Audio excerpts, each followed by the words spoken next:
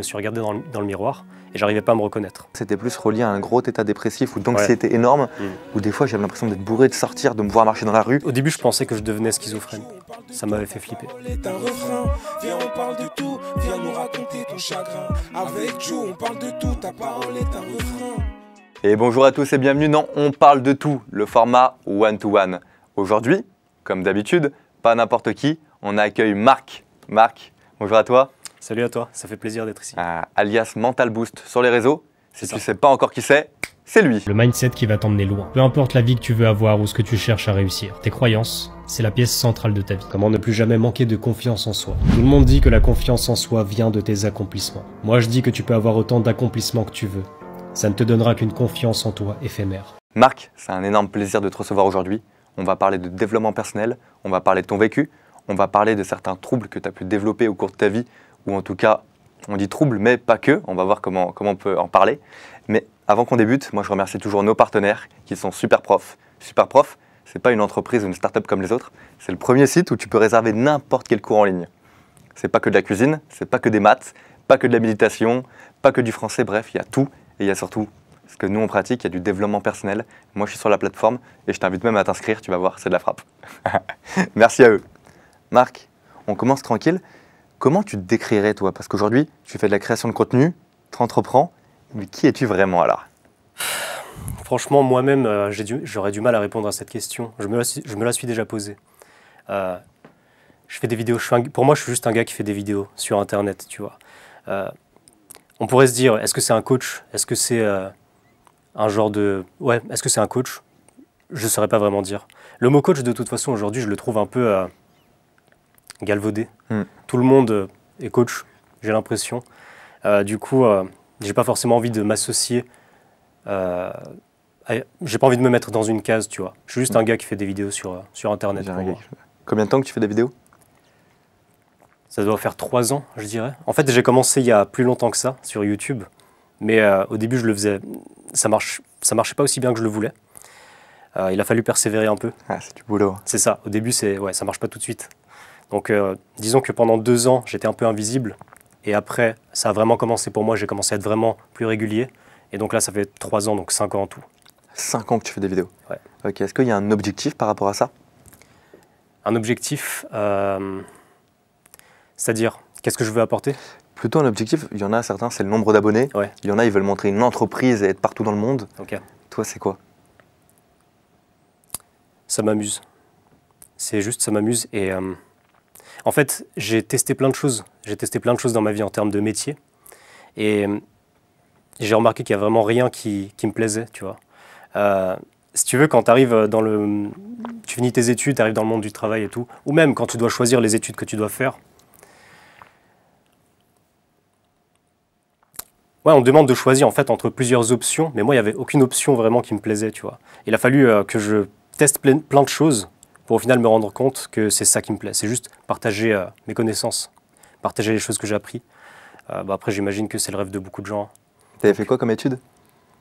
Ouais, je suis allé dans plein de trucs différents. Ah, j'ai fait un bac électrotechnique. Ok. Ensuite, j'ai fait 2 ans de fac de lettres. Ensuite, j'ai fait un truc en commerce, management des unités commerciales. Bien. Et ensuite, j'ai fait une licence banque. Donc, Ok. ouais.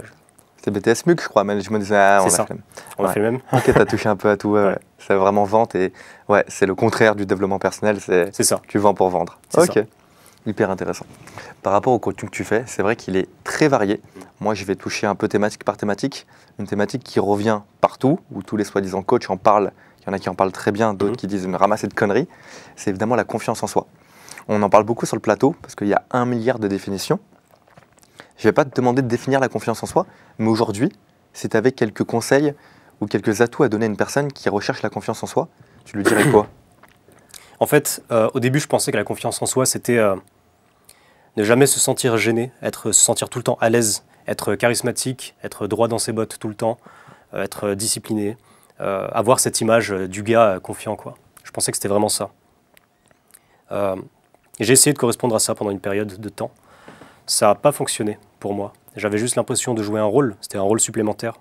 C'était par-dessus le Marc timide, je vais rajouter une couche qui est le soi-disant Marc confiant, mais qui c'est pas vrai, quoi. Et puis en plus, on voit à travers.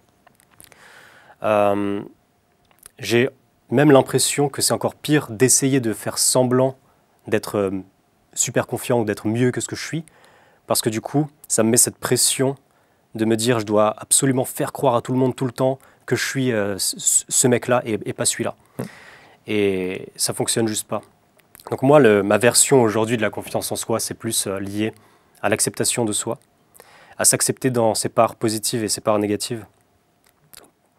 J'ai l'impression que c'est justement quand tu arrêtes d'essayer de renvoyer une certaine image et d'être ce mec hyper solide et hyper confiant tout le temps, que du coup, ça enlève cette pression et du coup, tu te sens plus à l'aise, tu te sens déjà plus à l'aise.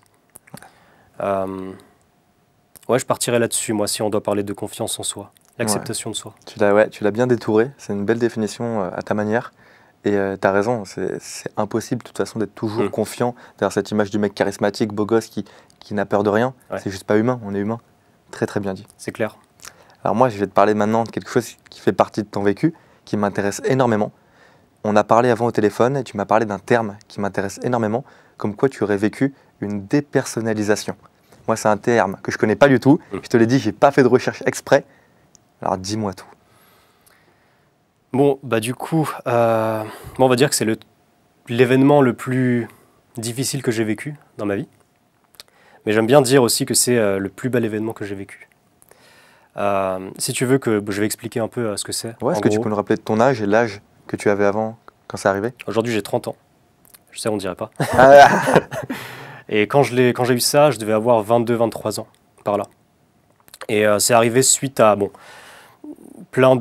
ça se passait mal dans ma vie de façon générale. J'étais très anxieux, très angoissé.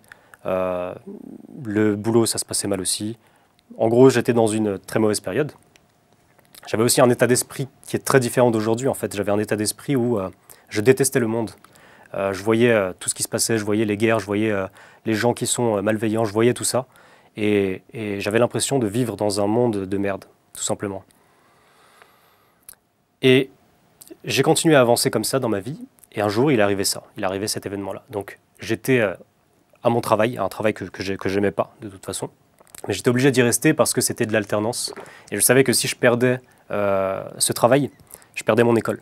Et moi, il fallait absolument que je réussisse à avoir mon diplôme parce que j'avais cette pression de ma famille. Mais là, cette fois, c'est un peu différent de ce que les autres... de ce que plein de gens pourraient dire, c'est-à-dire que c'est pas ma famille qui me mettait la pression pour avoir un diplôme, c'est moi, en voyant mes cousins qui, eux, avaient tous des bacs plus 5, etc. Et durant les repas de famille, tous mes tantes et mes oncles qui leur posaient plein de questions sur ce qu'ils faisaient, je voyais qu'ils s'intéressaient plus à eux parce qu'ils avaient ces diplômes-là. Ouais. Et du coup, je me suis dit, il faut absolument que j'ai un diplôme, il faut absolument que je devienne quelqu'un pour justement avoir moi aussi cette image et être aimé, en fait. Et du coup, j'ai continué à faire des trucs que j'aimais pas, des boulots que j'aimais pas et dans lesquels j'étais pas bien traité, en fait. Jusqu'à un jour où j'ai eu un genre de vertige. Je descendais les escaliers pour aller chercher un truc dans le sous-sol. Une journée totalement normale. Hein. Une journée totalement normale. Et à un moment, je monte les escaliers, j'ai un vertige. Et je me dis, bon, je dois être fatigué, ça arrive. Puis je continue la journée et je commence à voir que je me sens vraiment fatigué, mais bizarre. Fatigué et un peu, limite, un peu drogué, tu vois, un peu dans les vapes. Et je me dis, tiens, c'est bizarre quand même. Du coup, je rentre chez moi le soir à 18h. Et ça continue, j'ai toujours cette sensation étrange. Et je vais dormir, je me dis, ça va aller mieux demain. Le lendemain, je me réveille. Et c'est la première fois de ma vie que j'ai fait une crise de panique. Dès le réveil. Je me suis levé et j'avais l'impression de ne plus reconnaître ma chambre. Je savais que j'étais dans ma chambre, mais j'avais l'impression de ne plus la reconnaître. Et je sais que c'est difficile à comprendre pour quelqu'un qui ne l'a pas vécu. Donc en fait, si tu veux, la dépersonnalisation, en fait, c'est dépersonnalisation et déréalisation. Dépersonnalisation, c'est sentiment d'étrangeté par rapport à soi. Déréalisation, c'est sentiment d'étrangeté par rapport au monde extérieur. Moi, c'était les deux. Donc, j'arrivais plus à reconnaître ma chambre, pourtant je savais que c'était ma chambre. Et ça m'a déclenché une crise de panique.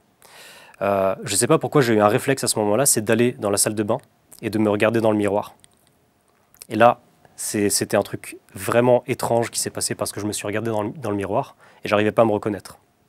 Physiquement, j'arrivais pas à me reconnaître. C'est comme si on avait pris mon âme et qu'on l'avait mis dans un autre corps, dans le corps d'un autre mec.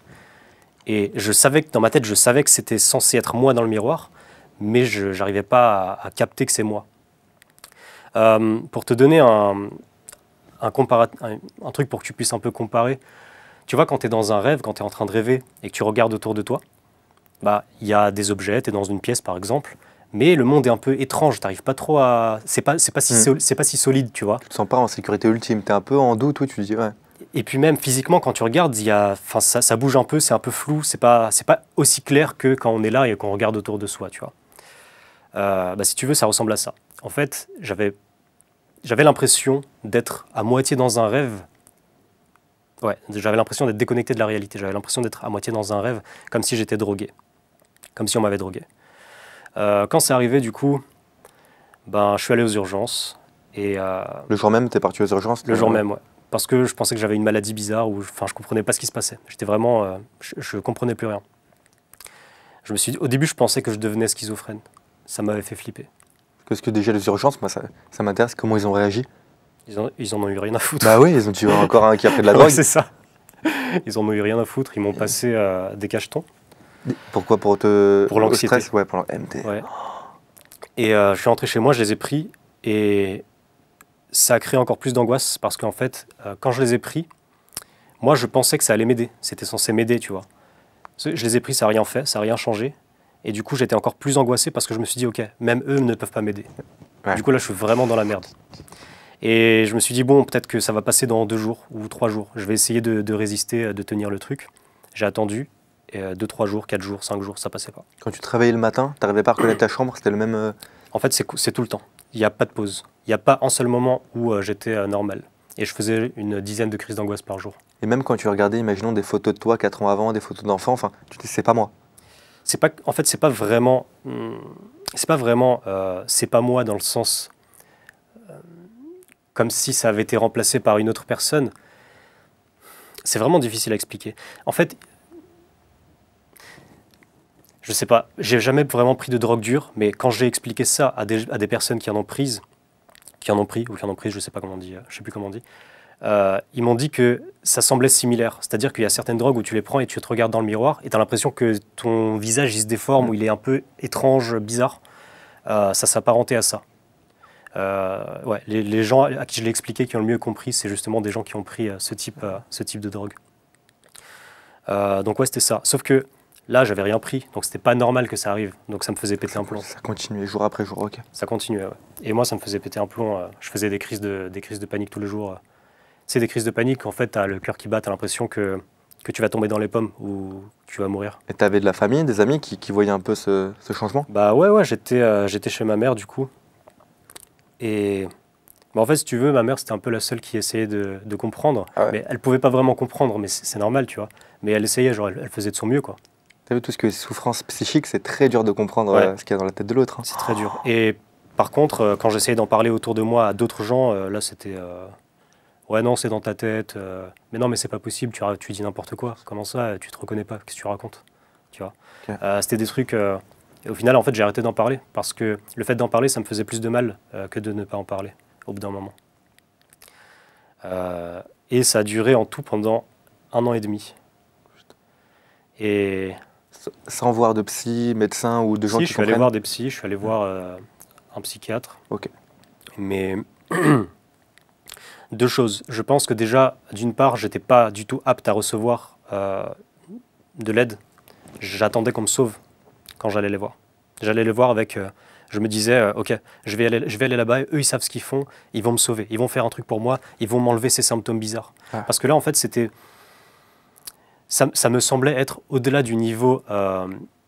juste psychique, tu vois, j'avais déjà fait des petites déprimes où je me sens pas bien parce qu'il s'est passé un truc pas cool dans ma vie, du coup je me sens pas bien, je suis déprimé dans mon lit. Là, c'était pas ça. C'était vraiment... Je vois ça un peu comme ça, j'ai l'impression que quand je suis déprimé, j'ai pas envie de dire en dépression parce que je sais pas vraiment ce que c'est la dépression, je sais pas vraiment si j'ai déjà été en dépression. Mais les moments où j'ai été déprimé, c'était plus un état d'inertie, où j'ai envie de rien faire, où la vie ne m'intéresse plus. Alors que là, c'est l'autre côté, la dépersonnalisation. J'ai l'impression que c'est hyper intense. C'est-à-dire que tu es tout le temps stressé de ouf, ton cœur il bat super vite, tu as l'impression qu'il y a un danger imminent. Et en plus, ce qui doit être hyper perturbant, c'est que tu n'arrives pas à mettre de mots dessus. Ouais. Je pense que le mot, il arrivait très tard. Bah en fait, moi j'ai trouvé ce mot en commençant à faire des recherches sur Internet par moi-même, parce que je ne savais pas ce que j'avais. Ouais. Les médecins, ils te disent pas, tu es obligé de chercher sur Internet. C'est ça. Et du coup, j'ai cherché, et c'est là où j'ai commencé à tomber de plus en plus sur ce mot-là. En fait, je tapais des mots, j'ai l'impression de me sentir bourré alors que j'ai rien bu, tu sais, des trucs comme ça, où j'ai l'impression d'avoir fumé un joint alors que j'ai pas fumé. Et je suis tombé sur des forums, du coup, où ils disaient, ouais, ok, c'est ça, c'est la dépersonnalisation. Il y a de plus en plus de gens qui parlaient de ça, ils parlaient de leurs symptômes, et ouais, c'était exactement ça. L'impression d'être en dehors de la réalité, l'impression d'être en dehors de son corps, de ne pas se reconnaître dans le miroir, etc. Et ça m'a encore plus angoissé parce que du coup, j'ai vu des gens qui disaient « Je suis dedans depuis 20 ans, je suis dedans depuis 30 ans, j'arrive pas à m'en sortir, j'en peux plus. » Non, mais les forums, si tu veux tirer une balle, c'est les meilleurs. Carrément, carrément, c'est ça. Okay. Et ouais, c'était chaud. C'était chaud comme période. Et donc tu me dis 1 an et demi en totalité, ce qui a dû être très très long. Comment t'en es sorti? Est-ce que c'est venu naturellement avec le temps? Est-ce qu'il y a eu un traitement, quelque chose? Déjà, les médicaments, j'ai eu la chance, en fait, le psychiatre que j'ai été voir. Donc déjà, pour continuer sur les psys, j'étais pas apte à recevoir ce qu'ils me donnaient parce que j'attendais qu'ils me sauvent. Et aujourd'hui, je comprends que quand tu attends qu'un élément extérieur te sauve, ça marche pas. Tu ne peux que te sauver toi-même et tu ne peux que prendre cette décision toi-même. Et par contre, là où elle a été cool, c'est qu'elle m'a dit que les médicaments, c'est pas la meilleure solution. Elle m'a expliqué, en fait, elle m'a dit que ça va mettre un couvercle sur ce que tu ressens, sur les symptômes et tout. Mais c'est pas ça qui va te soigner, entre guillemets. Tu vas devoir dealer avec plus tard, si tu prends des médicaments. C'est ce qu'elle m'avait expliqué. Et du coup, j'ai dit, ok, ça sert à rien, j'en prends pas. Je vais pas remettre ça plus tard.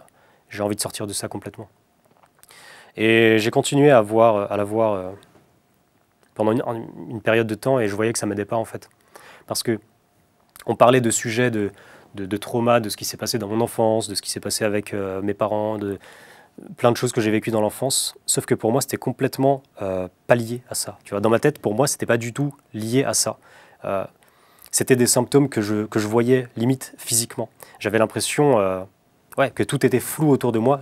Je voyais avec mes yeux, tu vois. C'est pas ma perception était vraiment modifiée. Et du coup, moi, quand elle me parlait de ma famille ou de mes traumas, dans ma tête, je me disais, mais je m'en fous de ça. Fais en sorte que ça s'arrête, tu vois. Fais en sorte que ces symptômes bizarres partent. Et du coup, j'ai arrêté d'y aller. Ok. J'ai arrêté d'y aller tout simplement. Je ne sais pas si c'était une bonne décision ou une mauvaise décision, mais en tout cas, c'est ce que j'ai fait. Et c'est là où j'ai commencé à m'intéresser un peu... En fait, non, avant ça, et bon, il s'est passé plusieurs mois, il s'est passé 2-3 mois où j'étais encore dans cet état.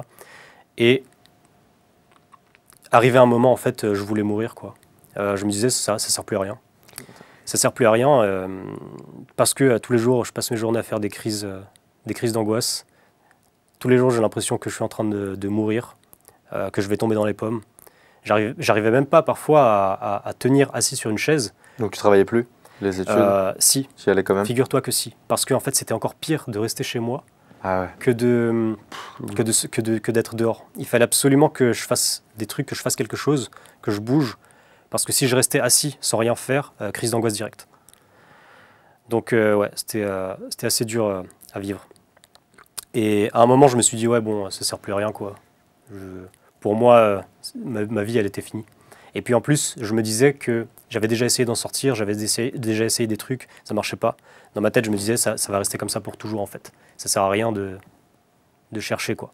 Et puis, je voyais les gars sur les forums qui disaient, tu peux pas t'en sortir. Donc, donc c'était chaud. Et en fait, le fait de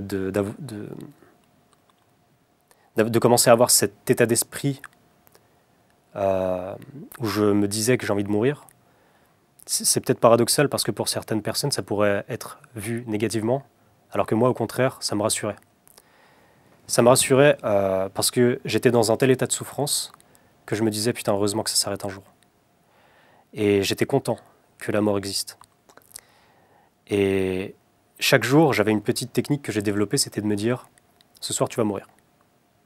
En gros, je me disais, c'est la dernière journée que tu as à passer dans cet état, et ce soir, tu vas mourir, t'inquiète pas. Il y avait un soulagement de te dire, Là, Ouais. tout à l'heure, c'est terminé. Voilà, c'est ça. C'est dingue. Pour moi, dans ma tête, quand je vais dormir, je ne me réveille plus. Je suis mort après. Et ouais, ça m'aidait de me mettre dans Mais cette... donc, t'imaginais déjà comment t'allais mettre fin à tes jours? J'imaginais pas. En fait, si tu veux, j'étais pas en train de me dire je vais prendre des cachets pour me tuer ou je vais me couper les veines. J'étais pas du tout en train de me dire ça. Mais tu disais potentiellement, la mort, elle existe, donc ça peut être Exactement, c'est une porte de sortie. Ouais, je comprends C'est une porte de totalement. sortie. Si jamais c'est pas supportable, je sais que je peux partir. C'était une porte de sortie et ça me rassurait beaucoup. Ouais, c'est dingue, enfin, c'est horrible quand même que médicalement parlant, enfin les psys et tout, t'as dû en arriver à un point là de te dire ouais, la mort, c'est le meilleur médicament qui peut arriver pour m'alléger la souffrance, quoi. Ouais. C'est fou. Après, je comprends d'un côté parce que je pense qu'ils peuvent pas sauver tout le monde et puis déjà, si moi-même je voulais pas... Enfin, c'est difficile. Je pense qu'ils auraient rien pu faire pour moi. Même aujourd'hui, je pense qu'ils auraient rien pu faire pour moi. C'était à moi de faire la chose. Et je pense que, moi, tu sais, j'ai un aspect très... j'aime bien voir les choses d'un aspect spirituel. Et j'aime bien me dire que ce qui arrive, ça arrive pour moi et pas contre moi. Et s'il m'arrive un truc, c'est pas parce que la vie ou l'univers me veut du mal, c'est parce que c'est pour moi, c'est qu'il y a un truc à voir à l'intérieur de moi. Et personne n'a la responsabilité de ça, à part moi. Et c'est d'ailleurs ça qui m'a fait m'intéresser à des livres de spiritualité, comme le premier, c'était Le pouvoir du moment présent, de Eckhart Tolle. Il est dur, hein. Oh là là, moi je lisais 2 pages, j'avais mal au crâne. Ah ouais. Il est très très bien, un des meilleurs livres, ouais, incroyable. Franchement, il est ouf. Et quand je le lisais, ça me mettait dans des états incroyables. Parce que je pense que quand tu atteins un certain niveau de souffrance, tu as accès à des états, à des parts de toi bien plus profondes que dans ton état normal de la vie. Mais c'est comme un gros joint, je fume pas de joint, c'est comme un énorme joint, c'est oui, tu vois le monde autrement. Carrément. Et ok. Eh ben, il y a, en fait, grâce à ce livre et grâce au fait que je me disais que cette petite technique de me dire je vais mourir ce soir, j'ai commencé à me détacher de moi-même, j'ai commencé à me détacher de ma propre identité. Je me voyais plus comme Marc, je me voyais juste comme si j'étais rien et que j'observais Marc en train de vivre sa vie. Et du coup, ça me mettait dans un état de présence dans lequel j'avais... c'est comme si j'avais plus de corps. En fait, je m'imaginais ça. Je m'imaginais que j'ai plus de corps et que moi, je suis juste des yeux et je regarde juste la vie. En fait, tous ceux qui se prennent la tête à faire des mois et des mois de méditation pour avoir cet état, toi, tu l'as eu tranquille, voilà, tranquille, pépère. Mais en fait, je pense que c'est assez logique. Je pense que c'est la souffrance qui te fait passer dans des états comme ça. Qui évacue le cerveau, je pense, un mécanisme de défense, il évacue autrement. Carrément. En fait, tu atteins un tel niveau de souffrance que tu es obligé de commencer à regarder les choses différemment parce que c'est pas supportable. Ouais, bien sûr. Et tu peux probablement l'atteindre par la méditation aussi. Mais alors, attends, je vais te laisser continuer, mais comment t'en es sorti, bordel? En fait, c'est grâce à ça. Si tu veux, ce qui m'en a sorti concrètement, c'est l'acceptation. Et c'est là où j'ai réalisé que l'acceptation, c'est le plus grand pouvoir qu'ont les humains. Dès que tu résistes à quelque chose dans ta vie, dès que tu es en résistance à quelque chose dans ta vie, ça s'amplifie, ça se renforce et tu as encore plus de souffrance. D'ailleurs, dans le bouddhisme, il y a une phrase, c'était quoi déjà? La résistance, la souffrance, c'est la résistance à ce qui arrive, un truc dans le genre. Je ne sais pas si c'est ça la phrase exacte, mais ça ressemble à ça en tout cas. C'est le fait d'avoir abandonné en fait, le fait d'avoir complètement laissé tomber. Dire, ok, je l'ai, en fait, comment tu as accepté? Tu te dis, ça fait partie de moi? Je me suis dit, ok, j'aurai ça pour toujours. J'essaye même plus de faire en sorte que ça change. J'arrête d'essayer de faire en sorte que ça change. Je vais juste prendre la réalité telle qu'elle est. Et je vais arrêter de résister à tout. Et c'est un état d'ouverture totale, si tu veux. C'est comme si, à un moment, j'ai eu cette image dans ma tête où je regardais le ciel. Et je regardais le ciel et j'ai dit, vas-y, tue-moi. Et c'est comme si c'était un message pour moi que j'envoyais à l'univers. Je lui disais, tu peux faire ce que tu veux, c'est bon, je suis prêt. Et le fait d'avoir dit ça et de m'être mis dans cet état-là, ça a fait que les jours suivants, quand je marchais dans la rue et que j'avais une crise qui arrivait, et que généralement je me disais, putain, je vais tomber dans les pommes, putain, qu'est-ce qui va se passer? J'étais en train de paniquer. Là, je marchais juste et je me disais, vas-y, tombe. tue-moi, pas de problème. Et j'ai commencé à rentrer dans un état de calme intérieur, malgré tout ce qui pouvait se passer autour de moi, ou toutes les sensations que je pouvais ressentir, ou tous les symptômes. Il y avait un endroit à l'intérieur de moi qui était derrière tout ça, qui était hyper calme et hyper centré. Et ça, en fait, ça a fait que... parce que pour en sortir, il faut que tu diminues le niveau d'angoisse de façon générale. Et ça, du coup, ça a diminué mon niveau d'angoisse, mon niveau d'anxiété. Et en à peu près un mois ou deux, je m'en suis complètement sorti. Donc en fait, il m'a fallu à peu près 1 an pour comprendre comment faire pour en sortir. Ouais. Et ensuite 2 mois pour appliquer vraiment le truc pour en sortir. Putain, c'est dingue. C'est que j'avais une comparaison dans ma tête là, dis-moi si c'est un peu pareil. Évidemment, toi, c'est un autre niveau, mais un truc tout aussi con que d'avoir le hockey, tu sais, quand t'es comme ça. Il y a des gens qui sont restés bloqués avec le hockey pendant des semaines et des semaines, donc t'as envie de te tirer une balle, bien sûr, et que le moyen de s'en sortir, c'était de pas essayer de l'arrêter. C'est-à-dire, il va arriver. Là, il arrive toutes les 3 secondes, attention. Mais pas attention. Apprends à l'accepter. Ouais. Et plus il l'acceptait, plus il y en avait moins. Et plus tu te dis, il va arriver, plus il disparaît. Parce que le cerveau, bon, je sais pas comment ça marche, c'est une dinguerie. C'est ouf. Et je comprends carrément. Ouais. En fait, je suis d'accord avec ça, c'est-à-dire, plus tu essaies de résister à quelque chose, de dire non, j'en veux pas, je veux pas de ça, non, je veux pas que ça arrive, il faut pas que ça arrive, Ah ouais, plus ça se renforce, et plus tu dis, allez, vas-y. bien sûr. Ça C'est disparaît. dingue. Mais il y a une comparaison, j'aime bien faire des comparaisons au sexe. Comme voilà, les problèmes sexuels, j'en ai eu à l'époque. Et pareil pour un mec précoce. Le meilleur moyen de rester précoce, c'est de faire en sorte que non, il faut que ça parte, il faut que ça parte. Et si tu l'acceptes, déjà, t'es bien réglé. En fait, ça marche pour beaucoup de choses, Ça j'ai marche pour beaucoup l'impression. de choses. Sauf pour l'argent. Moi, j'attends que ça. J'attends que ça arrive pas. Putain, c'est dingue. Mais attends. Du coup, la dépersonnalisation, comment est-ce que déjà tu sais pourquoi c'est arrivé à toi à ce moment-là, et est-ce que ça peut arriver à n'importe qui? Ça arrive, je pense que, enfin, d'après ce que je sais dessus, ça arrive à tout le monde, sauf que normalement, ça arrive dans des moments de stress intense qui sont généralement liés à un événement extérieur, et ça dure quelques minutes, tu vois, et après ça disparaît. Parce que moi, il me semble, tu vois, tout ce que tu as décrit, les symptômes, je pense l'avoir eu à peu près. Et moi, c'était plus relié à un gros état dépressif ou d'anxiété énorme, où des fois, j'avais l'impression d'être bourré, de sortir, de me voir marcher dans la rue. Ouais, mais pas pendant 1 an et demi comme tu l'as eu. C'est ça. Mais en fait, c'est ça arrive à tout le monde, à certaines périodes, mais c'est censé partir, quoi. Voilà. Ça a duré. Et il y a certaines personnes qui restent un peu bloquées dedans. Ouais. Et d'après ce que j'ai vu, je ne sais pas si c'est vrai ou pas, mais bon, j'avais fait mes petites recherches sur des forums, tu vois, ça vaut ce que ça vaut. Il y avait un gars qui disait, en fait, si tu restes, les personnes qui sont restées bloquées dedans, bon, déjà, c'est parce qu'elles avaient des niveaux d'anxiété, d'angoisse énormes, et aussi parce qu'elles ont commencé à rationaliser le truc, c'est-à-dire, elles ont remarqué que le monde était bizarre, elles se sont dit, putain, le monde a changé, le monde est bizarre. Ouais. Et elles se sont regardées dans le miroir, putain, j'arrive pas à me reconnaître, qu'est-ce qui se passe? Et en fait, elles se sont mis à vérifier tout le temps, est-ce que je suis normal ou est-ce que je suis pas normal? Est-ce que je suis normal ou est-ce que je suis pas normal? Et en fait, à force de faire ça, en fait, ça ancre cet état-là. Et cet état-là devient plus ou moins permanent, à force de vérifier.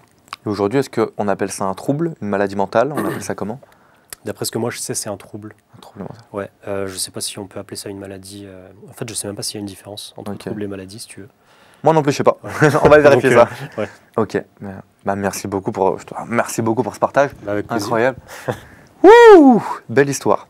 Il nous reste 7 petites minutes. Je te propose de faire 3 minutes, 2 minutes. Ouais. On arrive au moment où tu as le droit de me poser une petite question. Okay. Je vais en répondre en 2 minutes et tu peux me parler de tout et n'importe quoi. Est-ce qu'il y a une question qui t'intéresse de savoir sur moi? Dis-moi. Quel est l'événement négatif qui t'est arrivé dans ta vie qui a le plus changé positivement ta vie? Alors moi, tu vois, il y en a plusieurs. Il y en a un que je ne vais pas te raconter parce que je l'ai déjà pas mal raconté de fois. Ouais. C'est le deuil de mon papa.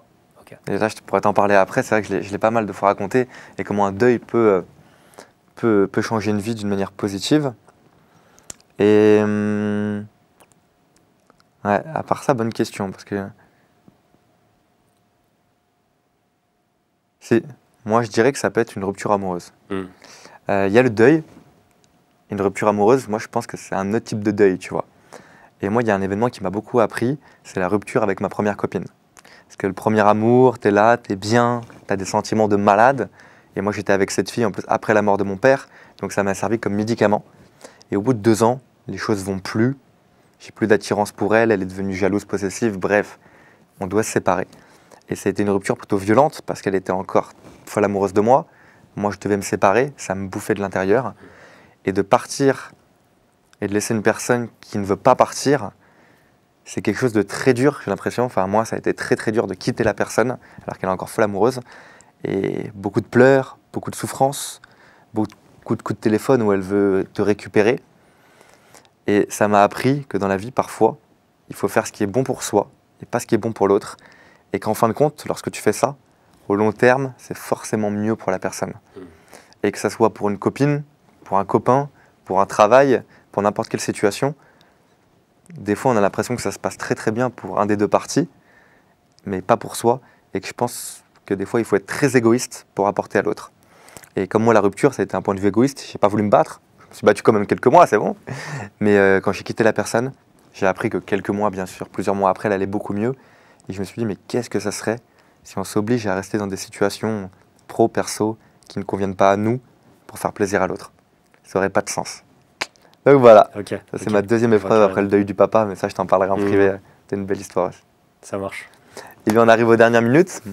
Moi j'aimerais qu'on finisse par parler de la thématique de l'amour. T'en parles, si je ne me trompe pas, sur quelques vidéos, de manière globale. Est-ce que toi déjà aujourd'hui, tu as rencontré l'amour ou pas? Je sais pas. Je sais pas. J'ai une vision peut-être un peu différente En fait, je sais pas ce que c'est l'amour. Chacun en a sa propre définition. En tout cas, l'amour, quand on en parle dans le cadre d'une relation de couple, chacun, je pense, a sa propre définition de ce truc-là. Et pourquoi tu penses que l'être humain aujourd'hui est autant attiré par l'amour, mais d'un point de vue homme-femme, enfin d'un point de vue relation amoureuse? Pourquoi ça fascine autant l'homme et pourquoi certains même ont ce besoin d'amour? Bah, il peut y avoir plein de raisons en fait. Mais ça peut venir d'un manque. Souvent, ça vient d'un manque en fait. Souvent, ça vient d'un manque.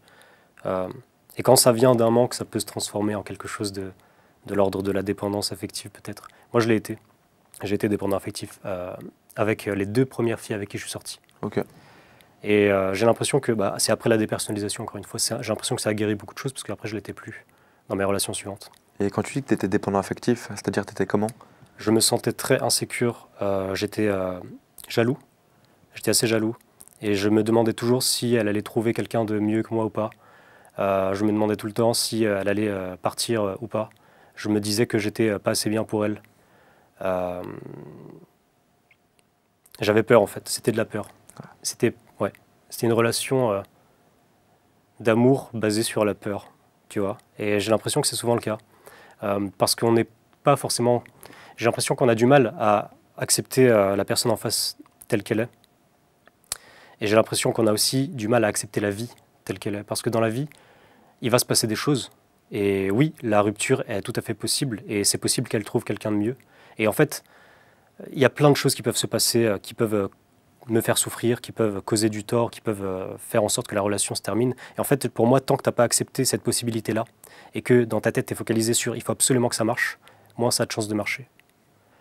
C'est justement quand tu lâches un peu prise là-dessus, quand tu aimes être avec cette personne, mais que tu n'as pas besoin d'être avec cette personne, que la relation devient beaucoup plus belle, beaucoup plus saine, beaucoup plus légère.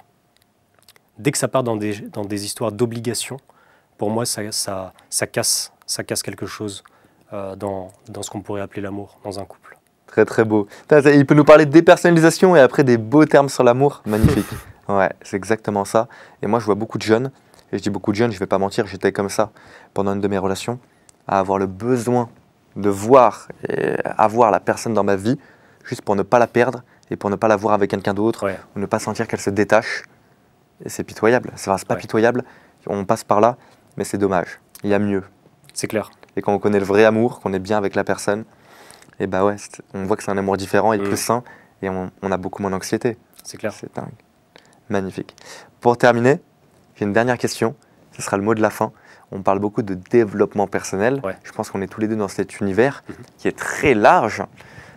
Si tu avais une première étape pour un jeune qui veut se développer personnellement, je sais qu'on peut parler de tout, confiance en soi, séduction, corps. Ça serait quoi la première étape pour un jeune qui dit bah Marc, par où je peux débuter? Je vais essayer de dire un truc différent de ce qu'aurait pu dire peut-être les autres, parce que j'imagine que tu as déjà eu plein de réponses là-dessus. Moi, je dirais de commencer par regarder les choses qu'on n'a pas envie de regarder à l'intérieur de soi. C'est-à-dire qu'on vit dans une société, dans un monde où il y a certaines choses qui sont prônées, qui sont acceptables, et du coup, on essaie tous de correspondre à une certaine image. Et il y a des choses chez nous pour lesquelles on entre en déni et qu'on n'a pas envie de voir à propos de nous, parce que ces choses-là ne sont pas acceptables. Notamment le fait d'être égoïste, par exemple, tu vois. Ça, on n'a pas le droit de l'être. Nous, ce qu'on nous dit, c'est il faut être altruiste, si tu es égoïste, c'est mal.